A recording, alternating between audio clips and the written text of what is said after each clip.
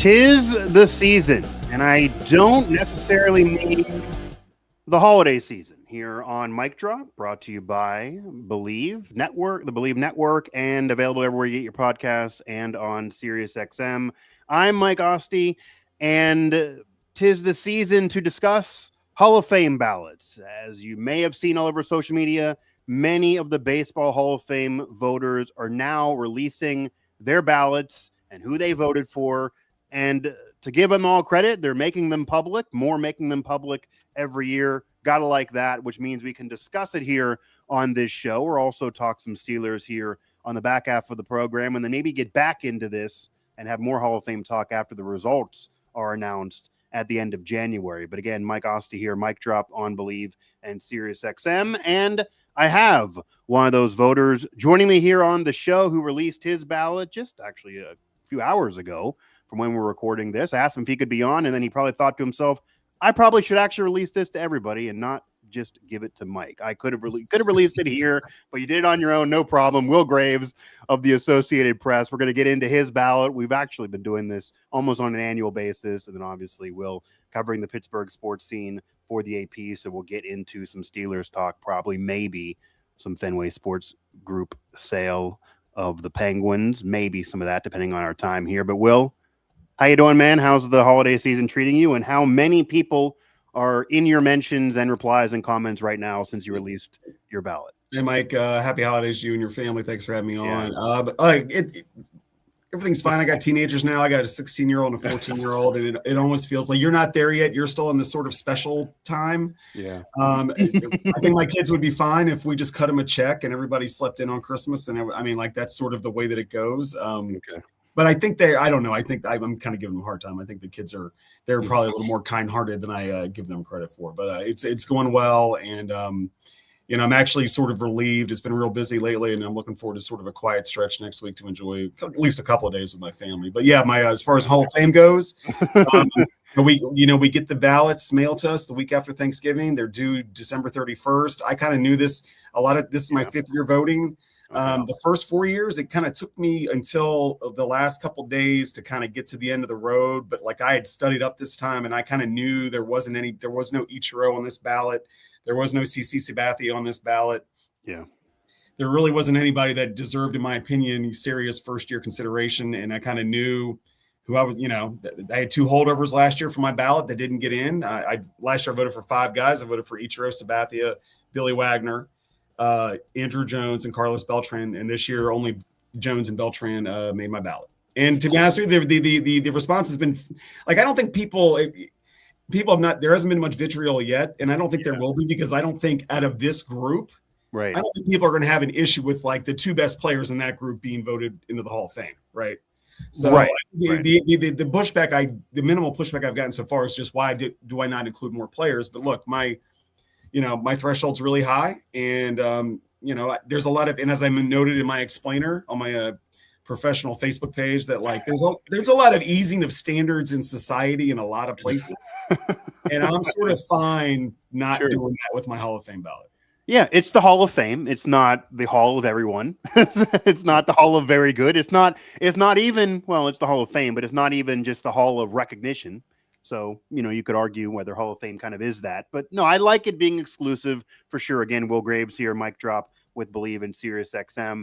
And yeah, I went to my daughter's little Christmas party with her preschool / daycare class, and she was singing and dancing with them. And then she told me, because there were different moments where she kind of got really quiet and shy and just stopped doing everything. And she later said that it was when I was smiling at her. She'd rather me not look at her. So we're already in the stage where she would rather perform with no one there, which I kind of like. I kind of was like as a kid, actually, as well, in Little League and everything else. But we're very much in the swing of Christmas here. A 3-year-old and a 6-month-old about to experience her first Christmas. So we are full on believing, which does make it nice. We'll see how long that lasts. But to get away from all the touchy-feely of my personal life, we'll get into the Hall of Fame ballot, where the conversation there is anything but. And I do think your ballot is probably not going to get you as much vitriol as maybe some of the other voters' ballots. We don't have to necessarily call them out here, but as I'll do it. No, I mean, I'll do it. You Okay. you even texted me about it last I night. did. It was funny. A good friend of mine, longtime AP Philly sports writer, Dan Gelson. He's been in Philly for probably 20 his is years. one. Yes. And he voted exclusively for Jimmy Rollins and Chase Utley, as he did 2 years ago. Last year, he did vote for Ichiro. He did vote for Sabathia. Which it's makes weird. sense. Yeah. It's weird that he didn't get there on Wagner, but that's neither here nor there. But he's getting a lot of smoke for it. Unlike me, he does not post an explainer. He explains to me, but I'm not going to speak for him. That's I think he sort of enjoys. I kind of texted him the gif of the Batman movie where the Joker like blows up the hospital, like he's walking away and it's blowing up behind him. Like that's what Dan does with his Hall of Fame ballot. Look, but it's not a troll ballot. Like this is what he believes. Okay. And I think there's 300, there's probably almost 400 voters. I think we're up in the high threes. It's way down. It used to be up 750 plus. The BBWA has culled the field here a little bit. And each year, like I've been started covering the Pirates in 2011.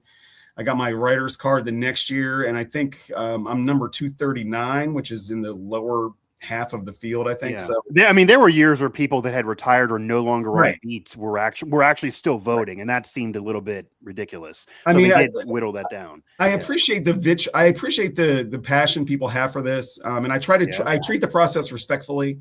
And look, I mean, all I'm trying to do year over year is to have like a logical through line, right? And I think 5 years in, I think I've pretty much stuck to my guns. And like on my first ballot in 21, I said, look, I'm a small hall guy.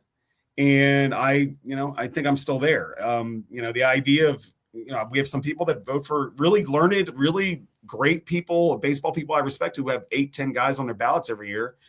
And that's good for them. That's their process. And mine is just like, and maybe I need to adjust this as we get older, but like, I don't know how you feel about it, but when I think about the Hall of Fame, I don't think about like the guys that just got across the line, right? I think about, Hank Aaron and Willie Mays and Cal Ripken Jr., the greats of the greats. And maybe I need to lower my standards a little bit, but the reality is, look, it's going to get thornier and thornier because the thresholds that we so closely associate with Hall of Famers, 3,000 hits, 500 homers, it's not 300 wins, whatever. Like those things are going to become increasingly rare. So then, and careers are going to be, it's weird. And the evaluation's been different too. We've seen a lot, and I personally do like this as younger than you. In terms of that mentality, we've seen a lot in the last decade where, especially for pitchers, that 300 win bar is gone. I mean, they're putting in people with 220 some wins, even below that. And if they feel like they're elite enough, the Pedro Martinez's of the world, etc., that win bar is gone. CeCe, you mentioned, first ballot only got to 250, so did not even get to 300. So the bars are kind of coming down in terms of the threshold that we grew up with. Right, I mean, when I was a kid in the 90s, if you didn't have 500 home runs as an outfielder and you didn't have 300 wins as a pitcher, you didn't even get considered. Now you're walking in the door. And part of it could be that if you're not voting in the steroid guys, which we'll get to later, they're opening up room for to kind of bring those milestones down. Yeah, I mean, the irony is athletes, the big game has never been better in terms of the quality of players, the quality of athletes playing baseball, right? I mean, like it's just like it is with every other sport, because like it's not like these guys go and sell insurance in the off season, right? I mean, they're in shape the second they get there. So like, but the irony is that some of these careers are like Dustin Pedroia, Felix Hernandez, Johan Santana, for example. I mean, these are guys that, probably, I mean, like it's, and Santana's off the ballot, like he's not going to get in. But we have to sort of like consider going forward, like they're in better shape than ever, but they don't, they're not going to play forever. So like next year, Buster Posey is going to be a first year. He'll be his first year on the ballot. He played 12 years. Athletes don't even want to play forever these days. They want to do other things in their life. They want to go into business. They want to be there with their family. These athletes who are Hall of Fame caliber, they are shutting it down after a decade is kind of all they want to do. And it makes it really tough. Like it makes it, if I vote for Buster Posey next year, which I'm probably going to do, he has 1,500 career hits. 1,500. Yeah, his resume is great. Rookie of the Year, 100%. MVP, 3-time World Series champion, a batting title. He's got the resume to be a Hall of Famer, but Pedroia's at 1,850 hits. He's a World Series champion. He's an MVP. Do I have to switch there? Utley is sort of definitely in that mix. King Felix is definitely sort of in that group in terms of the quality, the maybe the shortness of the peak. But do we have to start rewarding that peak maybe a little bit more? I'm still sort of a longevity guy. I mean, that was one of the reasons I voted for Wagner. I think anybody can close. I mean, heck, I cover the Pirates. They have an all-star closer almost every year, right? But it's almost always a different guy. Whereas, Wagner was an all-star when he was 23 and he was an all-star when he was 38. I mean, when you do that, when you have that sort of success in that position for a long time. So I value longevity, but the reality that's how it used to. It's going to be tough going forward. Yeah, it used to be like that, and it does make you wonder how certain current guys are going to be treated who are really just longevity guys but don't have the individual greatness in terms of individual seasons. Because when you're talking about Billy Wagner, Kenley Jansen is right up there, top 5 all-time in saves. It's going to be a very similar case, and he's not shutting it down. He's at least going to probably get over 500 saves. You look at Chapman, he's going to be right up there in terms of consideration. I do think, and I'm not necessarily against Wagner being in, but Wagner's opening up the door for a lot more relievers that are pitching today, because it's going to be really tough to say Jansen and Chapman do not get the vote. And you have Wagner sitting in there, and Wagner wasn't on a dynasty. He doesn't have, individual seasons. You could argue other closers were still better than him in that era, but his totality brought him there, and that's going to potentially bring a lot of other guys there. So as you did open up the show, if you want a smaller haul, it might not be that way in the next decade, next 20 years. The door might open up. But Will Graves again joining me here as we're talking his Hall of Fame ballot here on Mike Drop. Mike, and I'll just bring up. You mentioned the pitchers. I'll just bring up one. There's a burgeoning, and I mentioned in my explainer because I've seen it. There's a burgeoning. What about Bobby Abreu? If you look at his numbers, almost 2,500 hits, 400 stolen bases. I made a joke actually to a mutual friend of ours that after I texted you about Dan's ballot with the 2 Phillies, it's funny that he left off Abreu because obviously Abreu has the Philly connection.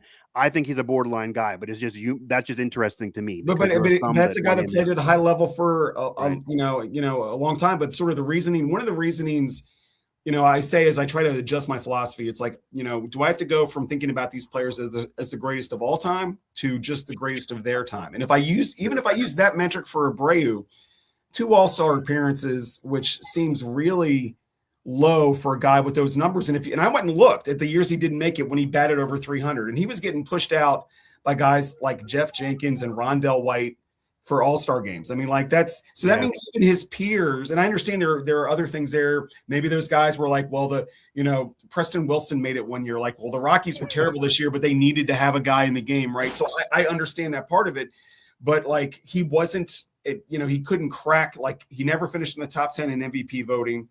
A really, really good player, but I would vote for Andrew McCutchen ahead of him. I would. We'll get into that because I know that we actually talked about that in the past show, and that'll be a whole nother debate. And it was a debate last year. You kind of started in Pittsburgh, and we'll see here into the future, but we'll get into that a little bit. Again, Will Graves on Mic Drop. Now, you mentioned that you voted for Carlos Beltran and Andrew Jones. For me, I think they're going to be the only 2 guys. We can debate who are voting for. I would predict that those are the 2 that are going to get in. They're going to push over the line based on where they were, and they're also very similar cases. I would imagine nobody else would get in. You kind of detailed on why the 2 of them a little bit in your write-up, but just separate from everybody else, do you agree with that? Do you think these are going to be the 2 guys that push over the line? Why these 2 guys? And do you also agree with my sentiment that they almost got to be paired together? Because I've seen some voters voting for one and not the other, and I kind of find it hard to imagine voting for one, not the other. They're very similar players. Gold Gloves, offense, defense, similar era. They're very, very similar. They are similar. I would think that Beltran was sort of more of the steady Eddie out of the 2. Okay. Yeah. Because I could see the fall off. I mean, like the reason I didn't vote for Jones the first seems 3 like years, Jones is getting more votes than Beltran though, from what we're seeing on release ballots. I didn't vote for Jones the first 3 years. Okay. That I had to vote because the last 6 years of his career it's not that they were bad, they were so bad. And he was getting paid a lot of money to be really bad. And it was just took me. But when you look over those first 10, I guess over the course as we get distance from the end of his career, when I think about him as a player, I think about him as a 19-year-old, in that 96 Braves team, and like, oh my God, who is this kid, right? Yeah. I just really, those 10 years eventually wore me down. And look, he was a great offensive player and a great defensive player at his peak. I mean, he was the full package. And Beltran, it's interesting, with Beltran, when I think of him, unfortunately, I think of two things. And I mentioned this in my explanation. I think about the Astros cheating thing, which was stupid and unnecessary. But also, if you zoom out, is sort of like baseball, there has been sort of this gamesmanship. You can call it cheating, whatever, since the game began, like since the first spitball, right? I mean, guys, that's just the way it's sort of like NASCAR. Like what do they say? If you ain't cheating, you ain't trying, right? It's sort of like that. I'm not saying that everybody in baseball is trying to cheat, but look, everybody's always searching for an edge. So that was sucked. And then I think about him watching against the Cardinals in the NLCS, and I can't remember if it was 07 or 11, but like watching with like the tying run on base, watching 3 pitches go by and not swinging at any of them in the season ending, right? But I gave a talk in Pittsburgh to their Sabre community at the History Center in November, and really fun discussion. And I admitted that look, we don't have video of Willie Mays striking out in critical situations. We don't have video of Mickey Mantle striking out in critical situations. But unfortunately, they did though. No, they did, right? Yeah, so, but it's not as immediate, right? It's sort of just lost to history. Whereas these guys, their failures are right in front of us all the time. 100%. So I realized that maybe I wasn't being fair to Beltran and when you look at how good he was, for how long he was good, and all the things he could do on a baseball field. I just the walk-off homer in the playoffs may cancel that out too. So like an excellent, worthy Hall of Famer, and I would imagine these two guys get in it. And the rest of the ballot, look, this year is again, and we're going to have these discussions more and more. Yeah, I mean, there's going to be no doubters in the next decade. I mean, there's going to be, Verlander and Scherzer and Kershaw and and Ohtani whenever that happens. Trout, Pujols. Yadi Molina, I'm assuming, will be a first-year guy. Yeah, Pujols is coming up. Yeah, but after that, like it's going to get. I mean, it's pretty threadbare. It's just, and part of it is it's interesting because you're going to get into what I said. Then you're going to get into the Kenley Jansens of the world and the Chapmans of the world. They're both in their late 30s. Right. That's when they're going to come up. Yeah, and what's the line between Hall of Very Good and Hall of Fame? And it's super thin. But I do think that these two guys. I'm not a big it's their turn guy, but I just think it is their turn. It sort of is, right? I mean, like when you couldn't the way. So part of my methodology is like if I'm going to delineate between good and great and all-time great, like it's probably going to be, are you going to get my vote the first time, right? Like. And then maybe you get my vote the second time. And that's sort of what I did with Beltran, right? I thought the cheating stuff did not allow him, like you can't get in, because when people say that, when we talk about Hall of Famers, what do we talk about? We don't there's Hall of Famers and then there's first ballot Hall of Famers, right? And I'm fine drawing a line even among the greats. So baseball cares about that more than any other sport. I mean, I have percentages memorized on what certain guys got, and there's always the debate, and some fans get annoyed with that even mentality because a guy like Babe Ruth didn't get 100% of the vote.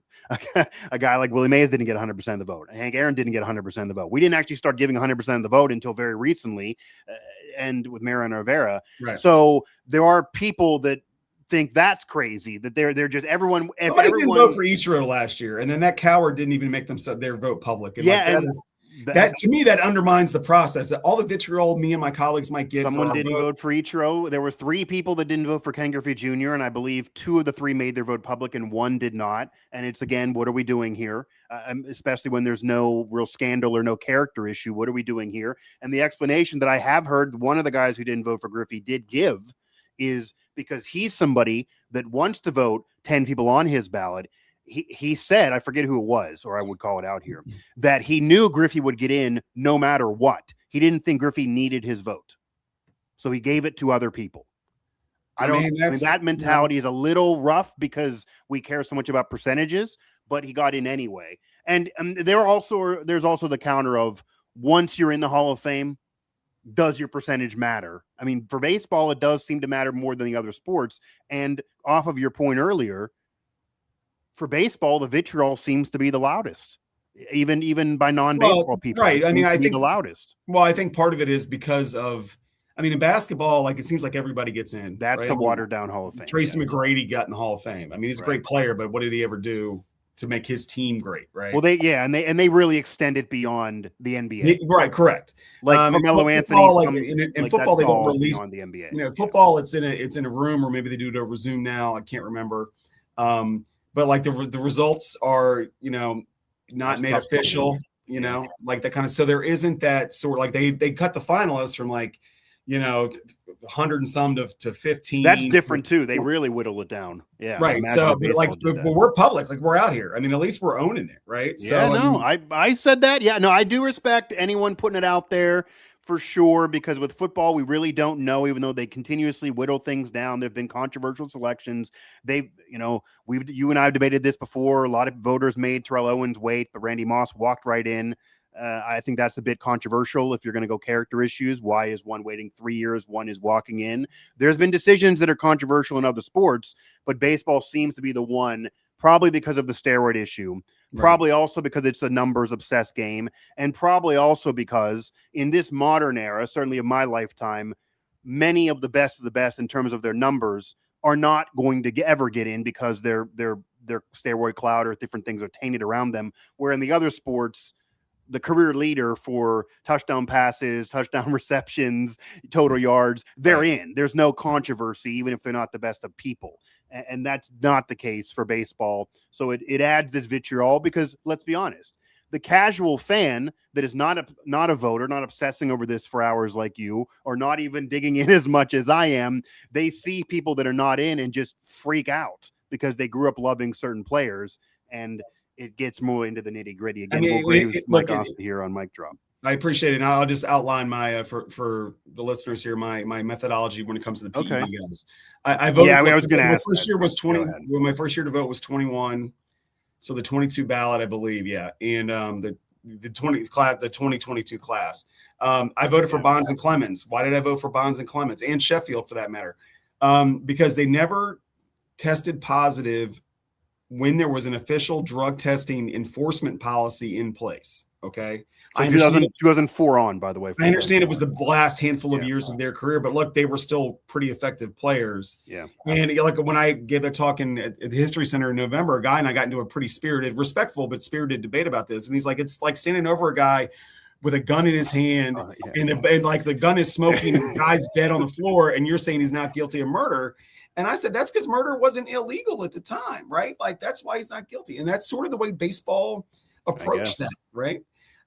So that's why, look, A-Rod should be in the Hall of Fame. He should. He did not have to inject himself with anything to be a Hall of Famer, and yet he did. Sure. And there's other guy, and he tested pot, like he got busted and served time. The people that vote, Manny should be in the Hall of Fame. Manny didn't need to do that. But Manny tested positive 3 times. Yeah. Like, he had to retire. Or he would have or we would have had to serve a year-long suspension. That was what happened at the end. He wanted to keep playing, and they were like, well, you're gonna have to sit out of here. He's like, all right, I guess I'm retiring. Yeah. So and look, and we get it. Look, I've got my sheet here. This is what we get from the Hall of Fame. And it talks about the parameters. And I'm sure you've looked at this. Yeah. But no, I just want to read out the one section that basically voting. This is part 5. I'll read it to you. Voting shall be based upon the player's record, playing ability, integrity, sportsmanship, character, and contributions to the teams on which they played. That is the one that trips it. Like, if we removed that section, I'd be like the NFL. And that's what I mean. I was going to bring up that in the other Hall of Fames, especially basketball, that whittles it down and really goes beyond the NBA and talks about, Carmelo Anthony's gold medals, etc. And, and Syracuse national title. And if you go into all of that, then he walks right in, which is as he did. But baseball does give you a stronger criteria that does also lean more into the character of the player as well. So I'm going to ask you what I think fans listening to this probably are screaming, and this is always the case with Baseball Hall of Fames. What would then your response be to someone who says, well, there are players that are in the Hall of Fame that it's almost universally recognized they were racist. They might have been in, there are some that are believed to be in the KKK. Right. Yeah, and there are some that think they weren't there. That's a very murky thing. There are some debate whether that's legit or not, but there are some that believe he was in the KKK.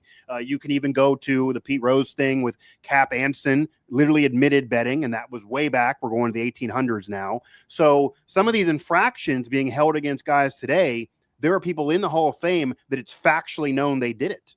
I think it's fair, but I mean, like the voting block now is different than it was 70 years ago, you know, certainly 100 years ago. Yeah. You know, and I just think that like I don't know if that was in, you know, I literally don't know if that the rule part 5, what I just read was in what the guys got in 1961. I don't believe so. I mean, I don't believe so. There were even players that did things that didn't end up getting banned from baseball that later did. I mean, the rules were way different. For me, it is tough. It is tough playing the morals police. I mean, it's tough. That's what I think when you talk about, when you talk about cheating, like when there's proof that you tried to gain an advantage illegally, to the extent that you treated your body as a science experiment, like I'm okay. And proof for you is only you got penalized. Now some of the guys that I respect that vote say, look, well, these guys got penalized and they did the crime, they did the time, and they should still deserve consideration. Sure. I look at it like this: these guys are great all-time great players. They've made millions and millions of dollars. They are parts of their franchise's lore forever and ever. I mean, heck, I was in Pittsburgh, you know, a couple of years ago when Barry got into the Pirates, Wall of Fame, and we talked to Barry about it afterwards. Some are treated better than others, to be fair. I mean, Sammy Sosa is not treated well by Chicago. But. So I mean, the way I look at it is, you know, that not getting in the Hall of Fame is not some sort of red mark against them. Like, I mean, it is for Barry because, like, dude, you'd be in if like you had not done these things. And also, we both know him well enough. He doesn't want to admit this publicly. This bothers him. He's bothered by this. I 100% believe he's bothered by this. I think he is, but I do believe him when I think he's let it go. I mean, it bothers me. Maybe he's let it go now, but I think there was I even said this on this show and other shows, and I believe this was even others who were trying to help him.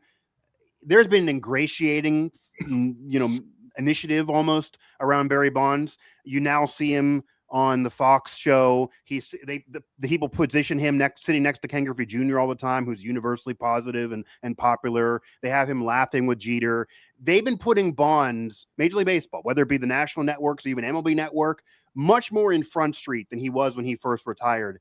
And I do feel like some of those people are trying to help him, maybe on what was the recent Veterans Committee and that type of modern era ballot.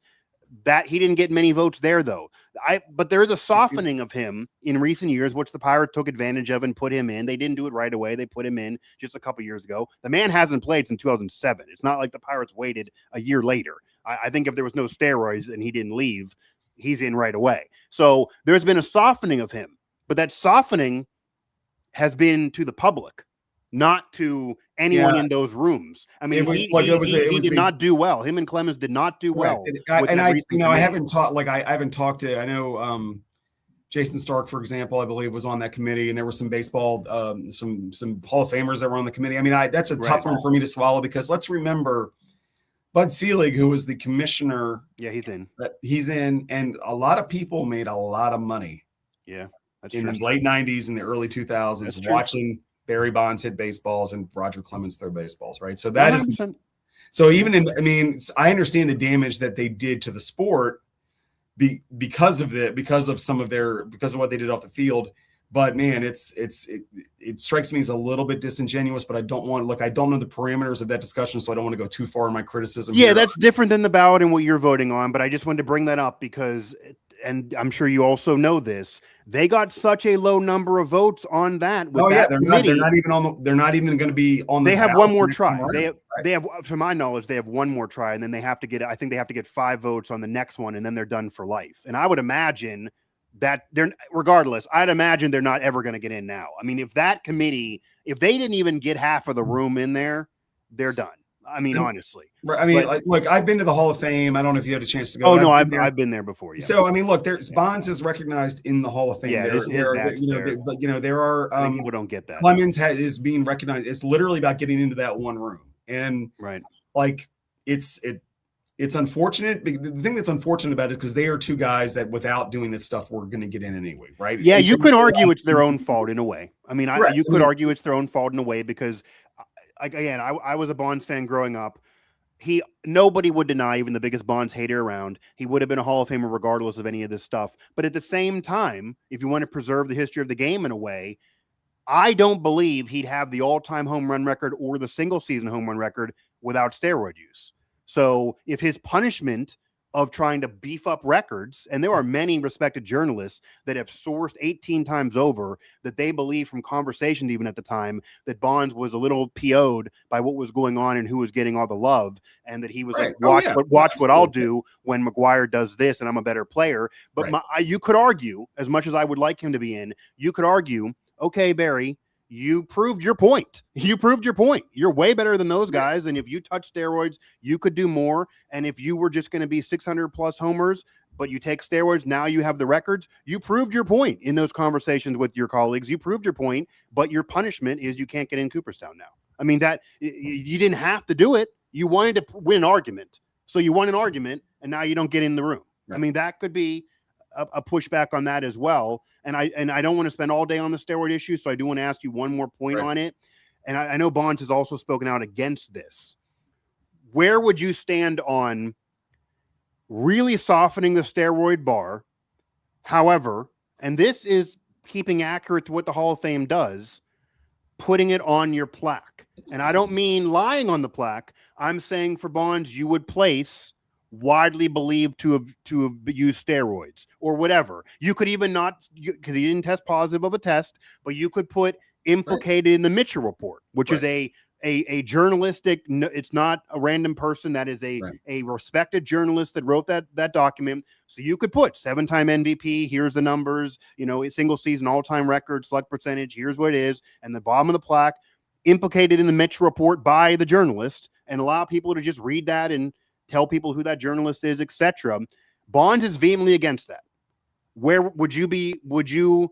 Well, I mean, it's tough. It's like, it's one of those things where, like, technically you're innocent until proven guilty, right? I mean, technically, because then like A-Rods, it would say, failed because he did not, because he didn't test positive and was not suspended while there was an enforcement policy in place, right? So again, it's one of those things where, I mean, does he? Yes, he certainly looks guilty, but illegal, like, I guess from a legal standpoint, could you say he did this thing or was, what you're writing is what you put on there is actually correct. I mean, it's if you want to get into legal, though, he wasn't found not guilty of perjury.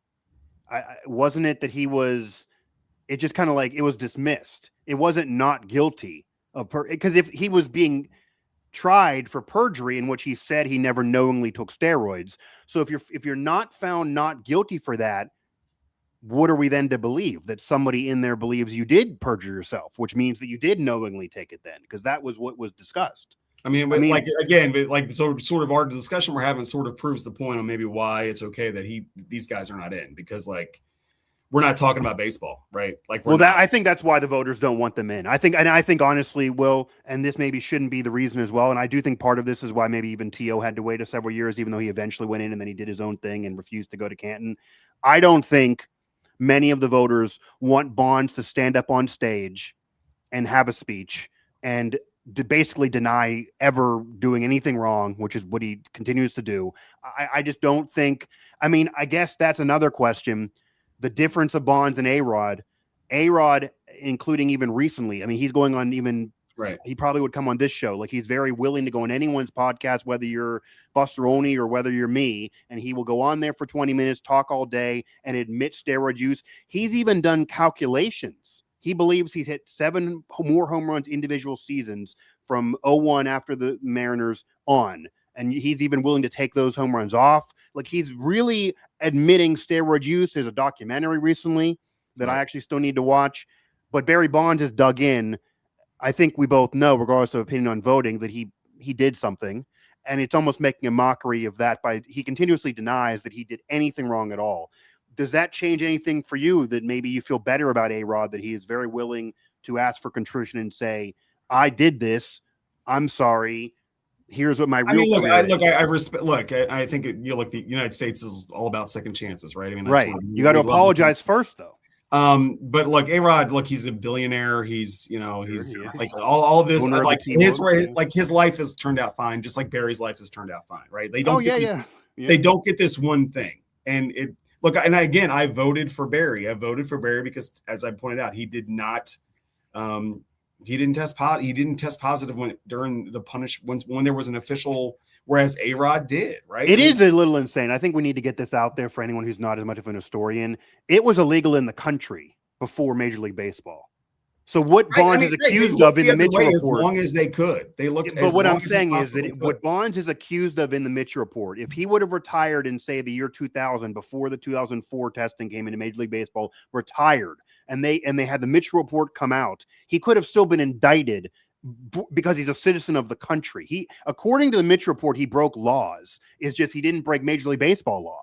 Right. Because it wasn't a Major League Baseball crime. And there are some, I need to throw this out there too, there are some that believe that he did fail an HGH test in 2003 that they could not use against him because of the year before Major League Baseball started the policy. Correct. So if that is factually proven as well, and there's murkiness there, that would mean it's proven that he did it. It just was in front of the policy. I mean, which, I would think again, if we ever get to a point where Barry gets in, which look, there's a chance. I mean, who knows? There's one more shot for him. I think that he would be magnanimous. I think he would not get up there and use that opportunity as a chance to settle scores or anything like that. No, but do you think he would admit any wrongdoing? Any wrongdoing at all? Doesn't have to go into a detail that I don't say that I know him that well. I think that would be nice if he would, to be honest with you. And I even said this, that after he did not get in on this recent committee, I think what would help him, I'm going to be honest here, is that he would have a public press conference that everybody in the world would attend and watch, and he would admit wrongdoing. To stand up there and act like he did nothing wrong. I mean, he is so aware of what goes into his body. To say that, okay, the cream was in my body, but I didn't knowingly have it there, or my trainer gave me something and I didn't know what it was. Like, he actually testified under oath that his trainer gave him something. He put it on his body and didn't know what it was. Knowing Bonds, that seems insanely hard to imagine. So I would love for him to have a press conference and say, when I said that, I was wrong. When I still would be a great player, but here, this, and this. Give something. I think that would really help him in that room. Because I don't think he's that. I think he's a little maybe even surprised himself on how poorly he did in there. I mean, that's just purely peers that are actually friends of his. That a lot of them said no. Still, that's the thing. So, and I'm not even sure how it would be received by many of the current Hall of Famers. Like, there are some voters that actually call the Hall of Famers they know and say, I'm not sure. I'm having this discussion with Mike on a show for 20 minutes. It's a debate. I don't like talking about it. I love to talk about baseball. What do you feel? And then that Hall of Famer says, no, I don't want him in. And then they go with that. There are some that just align with the people that are in there. And you kind of got to respect that as well. So it'll be very interesting. That obviously always gets brought up. Now, the Hall of Fame issue in terms of the steroid guys is not as much of a debate now, I feel like, once Bronze and Clemens left the ballot, because you're almost in a pigeonholed scenario, no matter anyone's opinion. Whatever was done with them has to be done with A-Rod and Manny. So that just leaves room for the rest of this conversation of Beltran and Jones probably getting in, and then will other guys get in? It would just almost be unheard of to have A-Rod walk in there after Barry Bonds didn't get in on the ballot there. And I think, let's be honest too, Will, there are other players who were implicated in the Mitch report that, as much as, nobody wants to listen to Jose Canseco, I mean, I think in terms of who took steroids, he probably actually knows. And he's flat out said, there are current Hall of Famers that got voted in on even since you had a vote that he knows for sure took steroids. So, I mean, look, as a fan, there's part of me that, I remember. So there are Canseco started talking almost 20 years ago, right? I mean, I think his book came out 20 years ago. Yeah, and he had Pudge Rodriguez in there. He walked in the Hall of Fame. He had Mike Piazza in there, who went in with Griffey. Canseco has said that Piazza, he believes, was on steroids. Pudge Rodriguez, Canseco claims that he injected personally.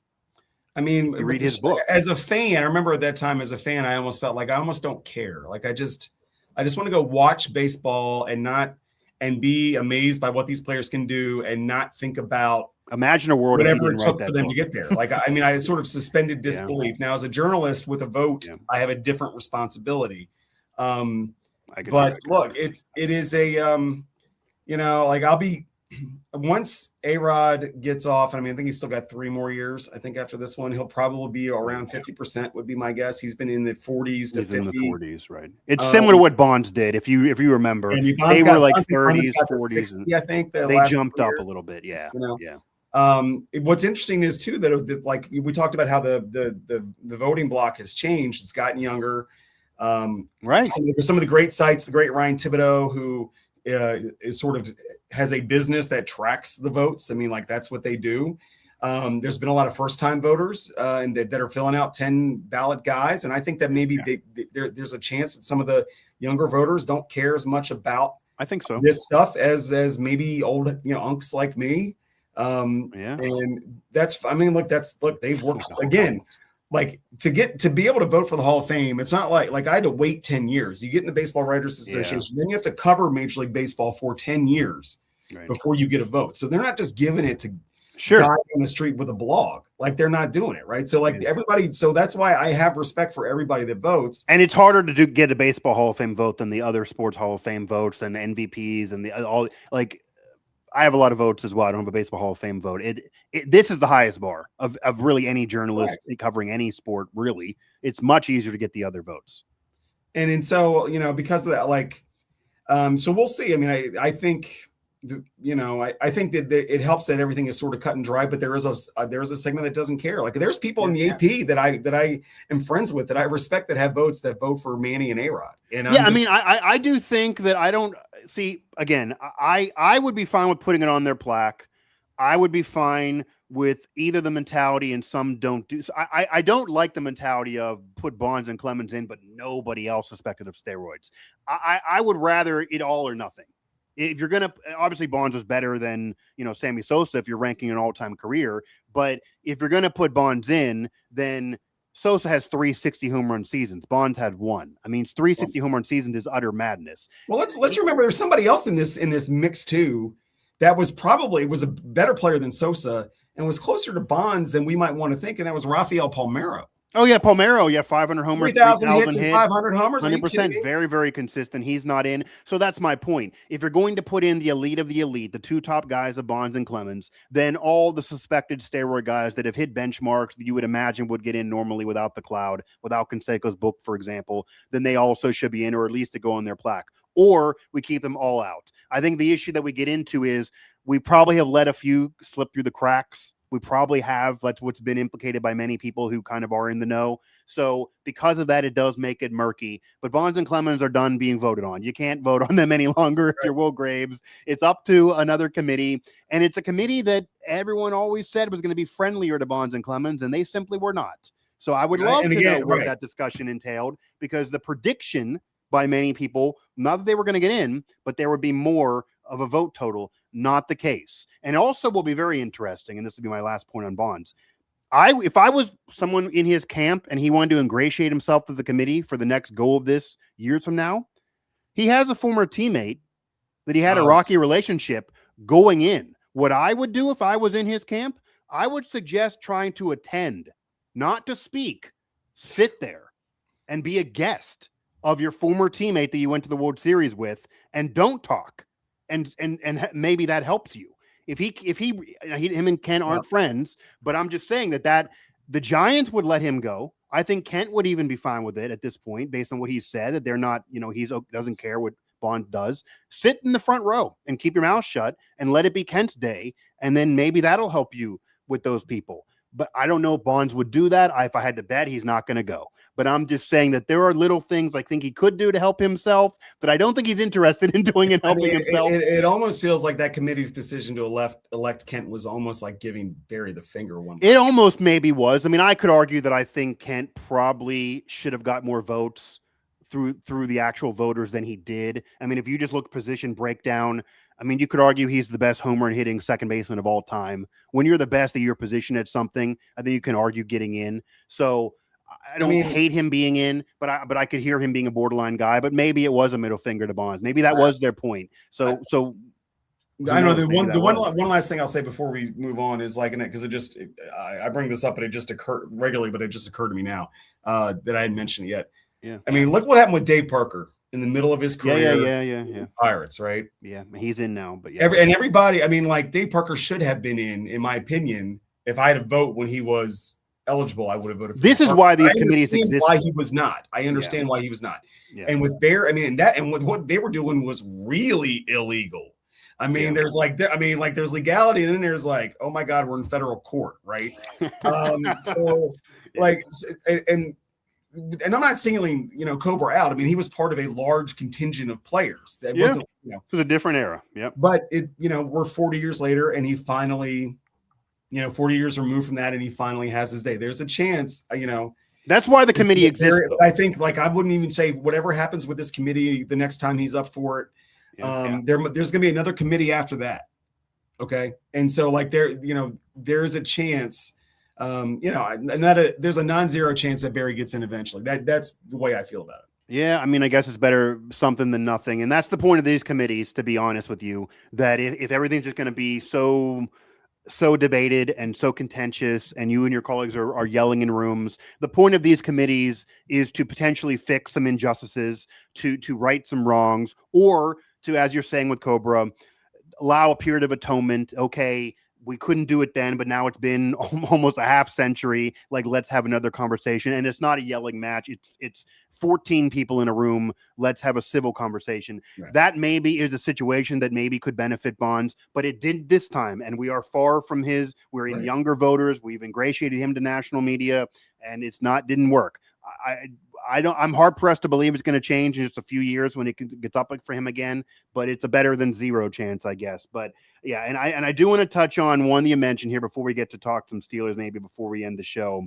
You mentioned Andrew McCutchen. Obviously, we're in Pittsburgh. It's a Pittsburgh-centered show, despite throwing some national things at the wall like we're doing here. Andrew McCutchen's not officially done. He hasn't announced that. He just was with the Pirates. Who knows his thoughts on playing longer? But he's an interesting case for sure.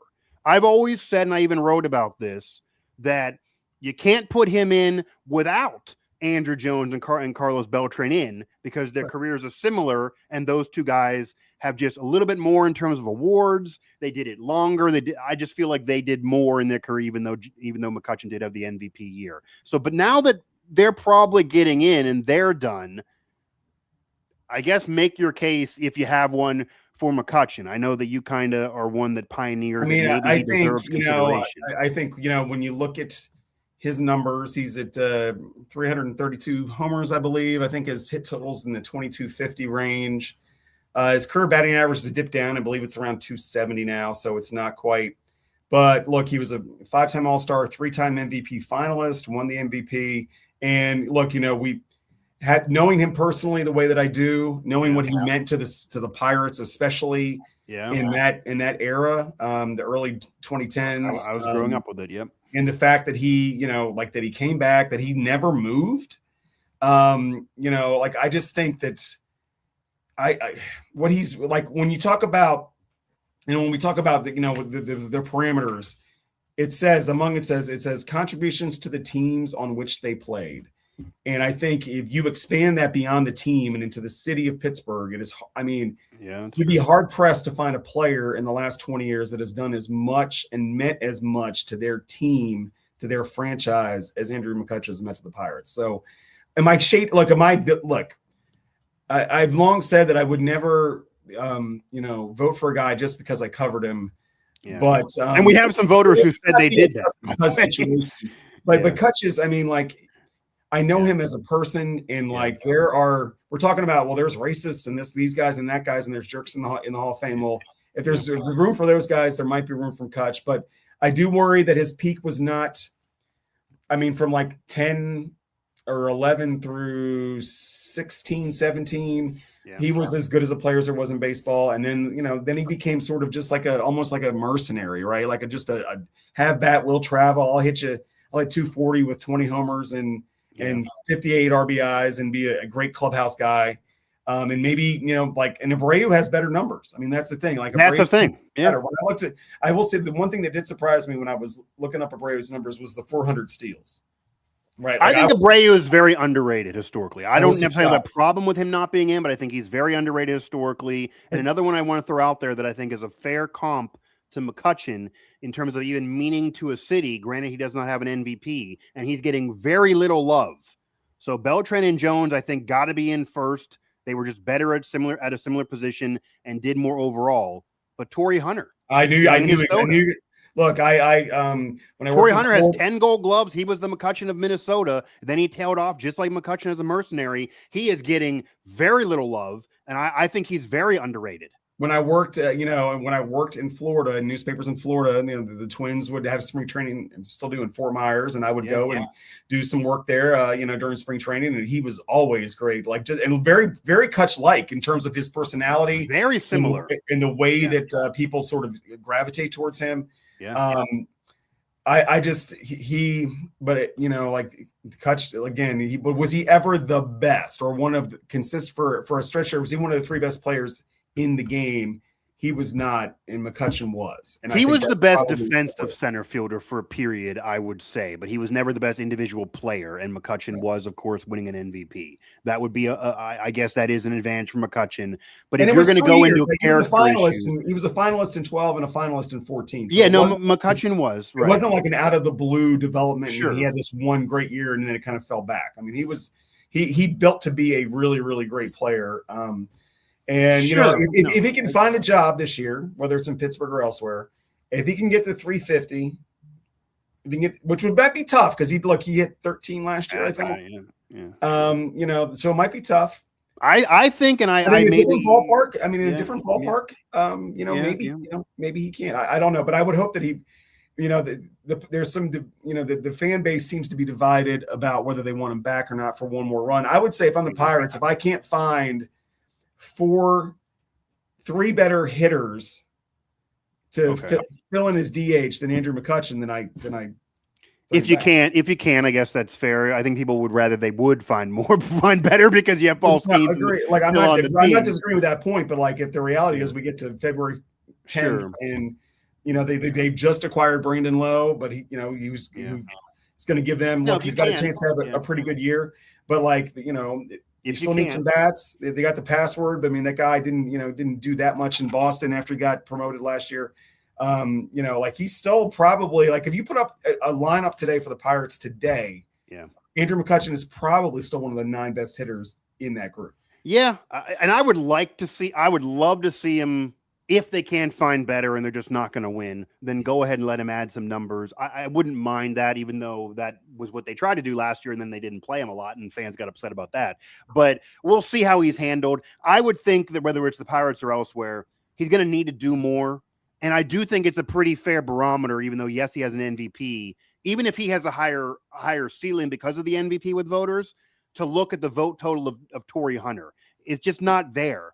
I would be surprised if McCutchen gets in, but I would lean. It's certainly more unlikely than likely, but I guess that's where I am. Yeah, but again, it's the parameters seem to be changing, and maybe they'll change. Maybe the maybe we'll get a flood. Maybe we'll all sort of just say screw it, and I'll have 10 guys out every year because it's just sort of because that is that's the problem that we have with these discussions is.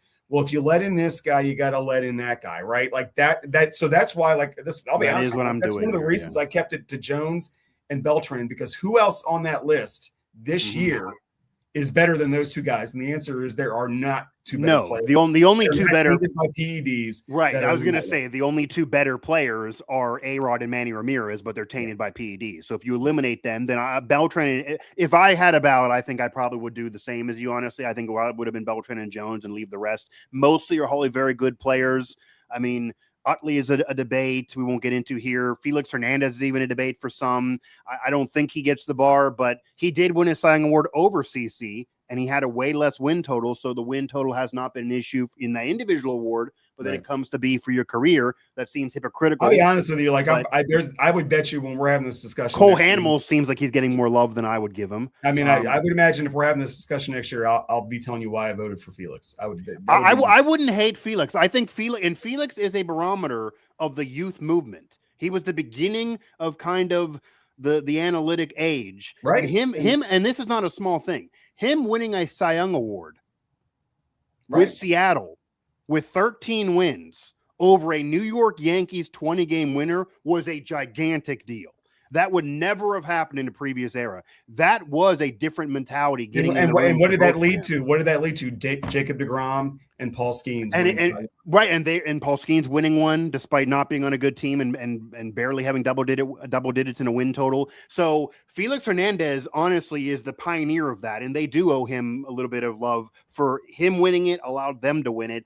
But if you allow the individual season, but then say, well, the win bar is so low for the career, that does look a little hypocritical. So that may Mark Burley's going to be looking around like, what do I got to do? Yeah, right? Mark Burley, you mentioned. If you're going to let a guy with 163 career wins get in, what's Mark Burley doing? Then Mark Burley is going to be brought up. So how much do you really whittle it down? And that is sort of like I'm trying to avoid that part of the discussion.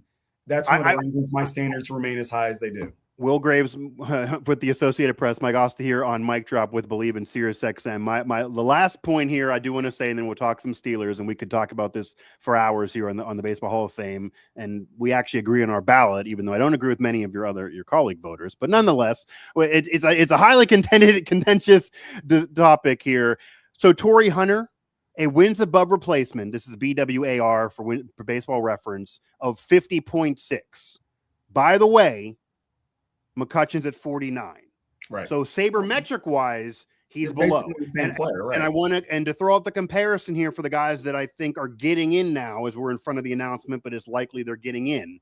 Andrew Jones is, I believe, let me pull it up here. Andrew Jones is at 62.7, and Carlos Beltran was around 70 some. Right. Correct. So they are way ahead from the debated Hall of Very Good guys. Do you bump them in?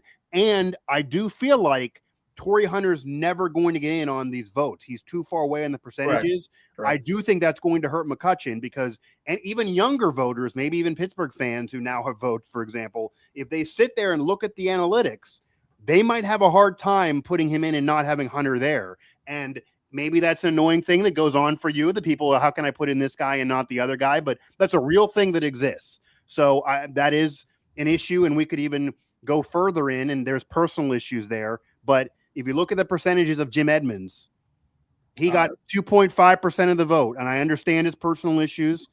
2.5% of the vote. Jim Edmonds' analytics, overall numbers, Gold Gloves, power numbers are right there with Torrey Hunter, Andrew McCutchen, arguably above them, and actually his numbers are closer to Beltran and Jones than they are to McCutchen and Hunter. And Jim Edmonds didn't get any kind of love on the. I was a lot of that before you had a vote, but 2.5% is atrocious. That was a message from the voters that we don't like your personal life, is what that came off as, and because I don't know how you can go to it any other way. And there are personal votes. I mean, you could make an argument, and this. I don't want to have a debate here because I want to talk some Steelers, but you can make an argument that if you're going to put in Felix Hernandez and Mark Burley, it's hard to leave out Kurt Schilling. And I understand his personal, and I understand what he said, but we've talked about Ty Cobb and others. His win total is higher than theirs. His ERA is right around the same. He was vying for the Cy Young Award multiple times. He was the co-MVP in a World Series team with Randy Johnson, who's a top tenor.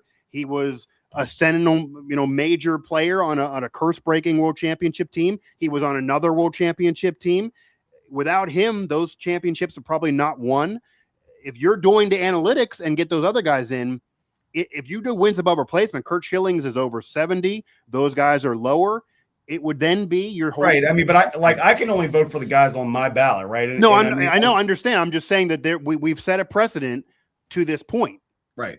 So right, right, and this, like I do, certainly his personal life played a big role in that. 100%. I believe he was on that last ballot with Bonds and Clemens. I didn't vote for him, and I didn't vote for him because he said, "Don't vote for me." Well, like, all right, bro, like that's fine. Yeah, no, I mean, he did say that. He does say that he doesn't want in. And part of Clemens' issue, there was a Joe Buck interview in a documentary a couple years ago, and he told Joe Buck he no longer wants in because he thinks he's been disrespected. He's like, I wouldn't even care about it now. And Joe even said, they kept it on, like, don't do this. You're going to lose votes. And he's like, I don't care. So you could argue that if that's what, again, if it's a tie-breaking scenario and the player is like, I don't want in, why stress yourself out for that person? So that could be a fair point there. But I had to throw that out there to be fair, that we have set a standard, even if past voters, on guys with a checkered personal life, even if their numbers say they deserve it and they have the moments, we're not putting in. So now we're going to put in other guys with a very similar, if not worse, on the field resume just because their personal life is better. That also rubs people the wrong way as well. But that is where we are right now. Will Graves, again, of the Associated Press, Mike Asti here, talking the Baseball Hall of Fame and his ballot. I do want to get into some Steelers talk here briefly. Obviously, the Steelers now are sitting there as a playoff team. Now they're in first place in the division. Now they've flipped the script. It's been one of those years where everyone's out on Tomlin for a while and it flips around. I guess to simply ask you now, as they're sitting there in a position that, if they take care of business, they're going to get in, even though they have another one with the Ravens coming up, and who knows? It's been a roller coaster ride. There's been conversation recently on if the conversation and the debate on Tomlin and the chant even from fans was fair then, because now that the season played out, they've turned it around. And there are some that have argued that the fans weren't even being fair to them or being fair to him. But it's been 19 years. It's been a long time since he won a playoff game. Where do you stand on if fans have been fair to Mike Tomlin? And even as a reporter, how much longer do you think he wants to do this and maybe will be in Pittsburgh? Because we agree they're not going to fire him with that headline. But this feels like this has been different than in past years. I was at the game, the Bills game, and I cover all their home games. I'm at the facility 3-4 times a week, around the club a lot. That was, the booing of Renegade and the chance of fire him were much. There's always been a portion of the fan base that's probably want him fired since the day after he got hired, right? And that's just the reality of it. And this, as it is with pretty much every coach ever, right? Sure. But that was different, and it's and I wrote that on the Monday after the game when they played so poorly that it felt for the first time that it wasn't just the fringe, right, or sort of like the significant minority. Right. It felt like there was a large, sense of discontent that had permeated maybe beyond what the ownership had thought. But the reality is, and then even where Ben Roethlisberger and James Harrison are out there, saying, hey, maybe it's time to go. And the funny part about it is, here's 2 weeks later, they go and win 2 games. On Monday night before the Dolphins game, Ben gets into the Hall of Honor. He has a media thing with us. I saw that. And I my good friend Brooke Pryor at ESPN sort of lobbed him a softball about being in hosting a podcast. And then I follow. We kind of were in cahoots on this. And I said, because she knew what I wanted to follow up with. And I said, Ben, what's it like to be, critical of an organization that you're so closely affiliated with? And he said, well, I didn't really say that Mike should go, and then he said, he literally said as part of his answer, Mike could coach here another 10 years and that's fine. And I'm like, in my brain, I'm like, that's not what you said. Right. Yeah. But to me, that's more, that's not about Ben. That's about sort of just the changing winds of not being in the building, right? The wind, that building, that team is the eye of the hurricane at all times, and the winds surround it. But inside the eye of that hurricane, it's always calm. And I think that's basically what's happened here. You give Rodgers credit. He's been talking about since week 3, don't ride the roller coaster. And everybody's riding the roller coaster. I know. They do it every year. Yeah. It just does feel like it's been different this year. It does feel like the vitriol was louder and it was not a fringe minority. I even have been on the record, to be honest with you. I do believe Tomlin, talking about Hall of Fames, he's going to walk into Canton someday. He's a deserving Hall of Famer based on coaches that are already in. You put Tony Dungy and Bill Cowher and Jimmy Johnson. Mike Tomlin deserves and is going to get in. However, I can 100% understand the fans that would argue, sure, but it's been many years since you won a playoff game, since the 2016 season. His playoff win percentage, his playoff overall record is now below 500. It's just not been the same in the last decade. And look at what happened with the Eagles and Andy Reid. They eventually cut bait. They're going to honor him later. They won championships. He led a dynasty. It worked out for everybody. They're all friends. It's very rare to be almost 20 years, almost a decade without a playoff win, and have management and ownership pretty much make it clear there's nothing the man can do wrong and he's never going to be fired. That is a weird dynamic that really only exists in Pittsburgh with the Steelers. And even in Pittsburgh, the Penguins told Mike Sullivan to get out of town despite 2 Stanley Cups. And that's very comparable. And he wasn't there as long. So I can understand the fan base who's in this era with other, they see their friends rooting for other teams and they make a change and it helps the team. And yet their franchise will not even, it almost is like they get annoyed by the discussion. You even see Art Rooney II when he has his end of the season rap. He was asked about it last year and he came off very annoyed by the question. I think at the very least, there has to be some recognition. This is not a fringe lunatic question. This is pretty fair to discuss. It's been a while since there's been a playoff win on the board here. And this is an historic franchise that says they want to win playoff games. They haven't been doing it. Every coach that gets fired, there are mitigating circumstances. Of course, it's not Tomlin's fault. There hasn't been, better quarterback play, even though, yes, he wanted Pickett. There's different things you don't have to blame on him, but there are coaches who get fired for a lot less, and he's just there. So I can understand that. I think that got louder this year, that there were very rational people, I like to think of myself as rational here in media, that were almost eventually saying, okay, it was a fringe lunatic crowd, maybe even some that had personal issues a decade ago, even years ago. I don't think it's that fringe anymore. Like, we can talk about this now. And I think that's where Ben Roethlisberger got in and Ryan Clark got into the conversation. They kind of said that too, that they like the guy, but maybe it's even best for Mike Tomlin to get out of this noise. But the way to get Art Rooney's attention would be to not show up. That is the only surefire way. Never going to happen too. Yep. Yeah. That is if you're really gonna. I will say this: you don't think the chance got his attention if, say, they would have kept losing? Everybody heard them, right? But like, the irony with Mike is the thing that makes him great is also the thing that makes him frustrating, because he is such a decent coach that they never. And I wrote about this like 2 weeks ago. Like, they have never in 19 years.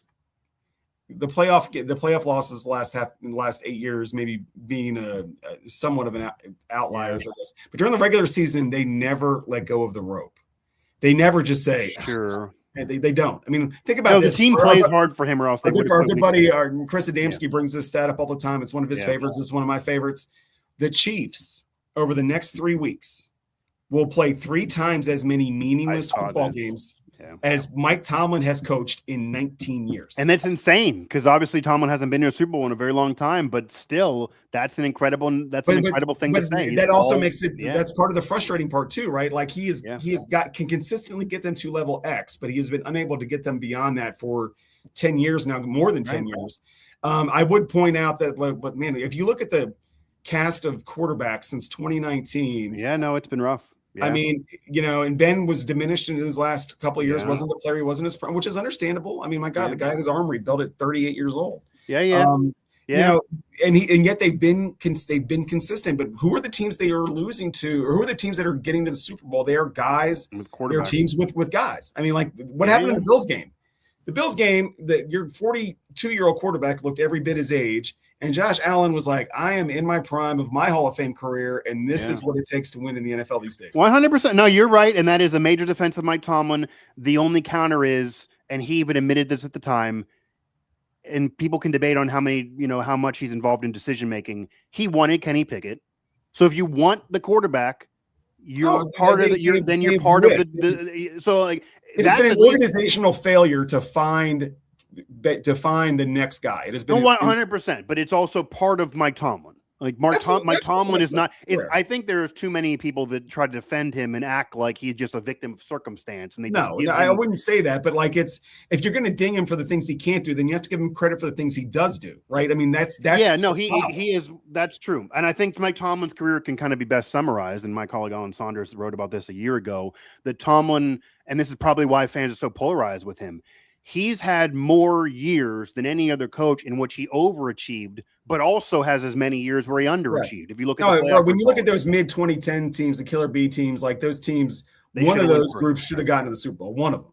And the playoff losses are not all to the Patriots. They lost to Jacksonville. They had some rough losses during that period of time when they had the three best players at their positions. But yes, the year that they almost got in, and they would have in this current format with Mason and Duck. I mean, that's an incredible coaching job when Ben got hurt. Even these last few years, in 22. I mean, they started 2-6, and they got last few years. Even this year, I mean, Aaron Rodgers has been solid, but he's an older quarterback, and there's a lot of drama and a lot of incontinuity on the roster, and they're still likely going to get in, even if it's a weak division. All that's a feather in Tomlin's cap, but Hall of Fame's overall body of work, and that also means you're held against what happened, in 2016, or what happened in 2017 when you lose to Jacksonville. Like, it's so polarizing that I do honestly also believe that if Tomlin would go elsewhere, he might just have a monkey off his back and just breathe a sigh of relief and maybe like it for a minute or two.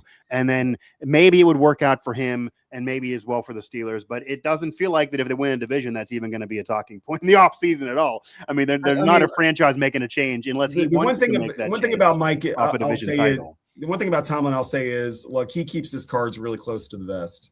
Really. He does. Yeah. And 2 years ago when there was maybe he'll leave. I mean, that was all designed, leaked by his side to try to help him in contract negotiations with the Steelers. That's all that. He had no intentions of leaving or taking a year off or whatever. I also know he's got a healthy self-regard. And the idea of being chased out of a town where he's like never had a losing season. Are you kidding me? Like he's never going to do that. That doesn't mean that but look, the reality is too, look, his boys are grown. His daughter's a sophomore at Georgia. There's nothing really tying him family-wise to Pittsburgh anymore. He's certainly like whenever he goes, it will be like I don't think there's going to be a lot of animosity. It'll be like when Mike Sullivan left. He was literally out of a job for like 4 days. Oh, I'm sure. No, right? I am 100%. I'm not saying that's a reason to keep him or a reason to fire him. I'm just saying like I am around the team enough. Yeah, he still commands the room. The roster has its shortcomings. It costs them against elite competition. If they could find their quarterback, sure, we would not be having this discussion. I mean, I think that's it gets into whether you like the upcoming draft class, and I don't personally. A year ago we did, right? A year ago we did. Yeah. Now we're like, I don't know. Yes, I mean, so like you never know, and it's going to be in Pittsburgh, and that's another reason why they're not going to want to get in drama and be making changes when the draft's in Pittsburgh, and maybe they'll. I don't know. I think that's more of just like I know Cabali has put that out there. I don't think there's any real truth to that. I think like if they had gone 4-13, oh sure, miserable, like they would move on. But sure, but if they win the division. Away from them. It could still get away from them. Like they play Detroit, that's going to be uphill sledding. I don't expect them to win that game. They haven't won in Cleveland since 21. No, it could get away from them. I guess my point is, if the Steelers win the division, even if we all agree that it's a weak division and they're kind of doing like Duke in the ACC, but they win the division no matter what, they're going to obviously not even entertain a discussion of moving on from Mike Tomlin as a division champion. Maybe win a playoff game, and who knows if they can get away from if they get in the playoffs and avoid Josh Allen in the first round. Right. I mean, it's a wide open field. It's a wide open field. Obviously, Mahomes not there, Burrow not there. Right. Bills it just sort of worked out the way that they hoped, from that aspect. Yeah, I mean, it is a wide. This could be one of those years, and you bring up Caboli. I know he's thrown that out there almost kind of jokingly that.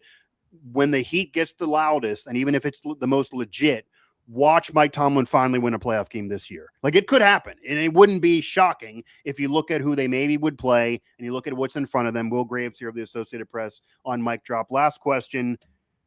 Do you think there's a chance, or what is the chance, of Aaron Rodgers coming back next year?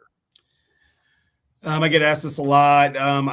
If you'd asked me a month ago, I would have said 0. There's been some times this season where when he pulls himself up off the ground, off the turf after getting hit, there's that Danny Glover lethal weapon. I'm getting too old for this sort of look on his face. Yeah. but I do see him like I've seen, I basically, like, it's kind of odd, but I've probably watched him more closely, his interpersonal interactions outside of the field. I'm talking in the locker room. I'm talking, after games, I'm talking during practice, during downtimes in practice. Yeah. He does love the game. He loves that. A lot of players, when they talk about I feel retiring, what do they talk about? They miss the playing of it, but they also miss being around it. And I think he really does love that. So I think if he finishes with a flourish here and there's no ready and he feels good, and I don't know nobody knows what's going on in his personal life. He talked about people in his family having illnesses. Yeah. Maybe that's still going on. Maybe it's not.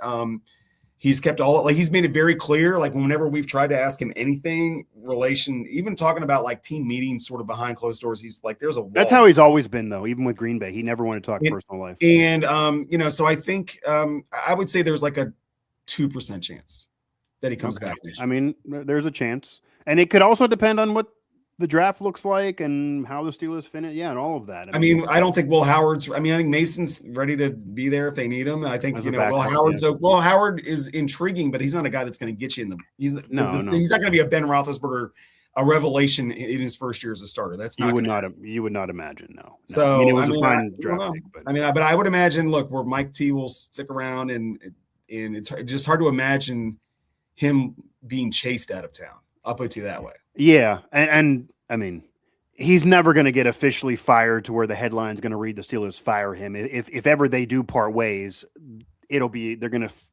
allow the headlines to be a mutual parting ways, or Tomlin decides, or whatever.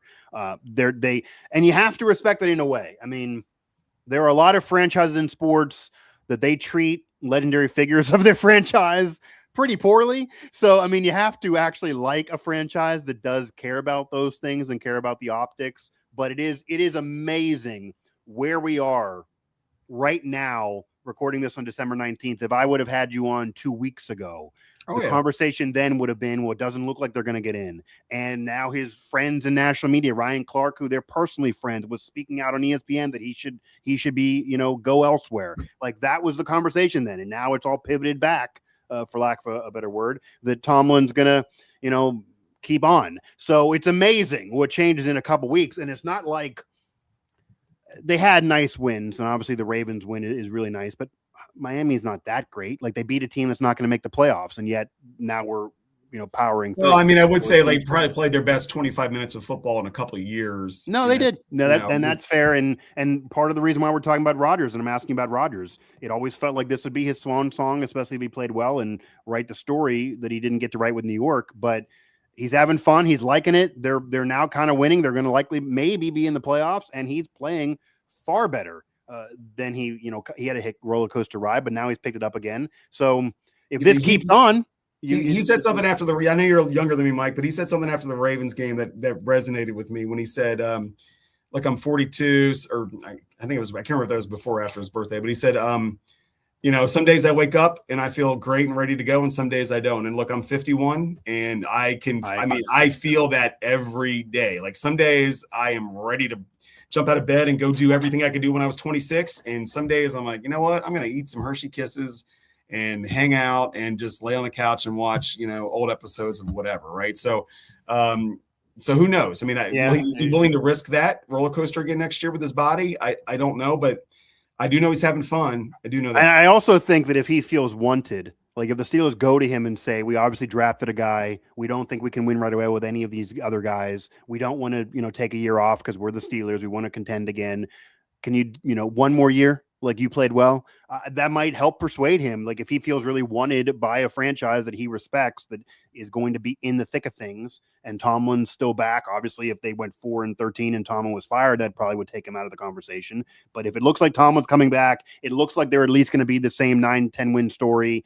And, they're not ready with the draft pick to go take the reins right away. I could see a 2%, 5% chance. I mean, I don't think it's 100% chance in his favor of coming back, but I could certainly see it worth the conversation. And I'm younger than both you and Aaron Rodgers, and not yet a 4 in front of my age. And I can agree. There definitely are mornings where I wake up and it's like, or do I miss going out on a weekend? Am I fine at home on a weekend night? yeah, like it's different. So I could see that, but he does seem to be enjoying it nonetheless. Will Graves of the Associated Press, thanks for the time, man. You can read more about his reasoning for the Baseball Hall of Fame on his manifesto on his social media pages. That I do enjoy, though, because again, with the other Hall of Fames, a lot of those voters, and maybe they're easier to get in, so why do they have to be so controversial? But there have been controversial selections. There have been guys that have had to wait. Shannon Sharp had to wait for years, and he's very popular in media, maybe until recently. He had all the numbers for his position, and yet it would just be a discussion by media. Why is he waiting? Should he have to wait? You never would hear a voter come out and say, well, this is why I didn't vote for the man who leads in this category in his position that doesn't have a criminal record. In baseball, we're getting a reasoning. I guess a reasoning's better than not a reasoning, even if you disagree with the votes. I do like that. There definitely have been times where I think the onus at times was on the Pro Football Hall of Fame to give a reasoning why T.O. had to keep on waiting. That was very contradictory. But I like that there's a reasoning here. So whether you like the reason or not, I like that there's a reasoning.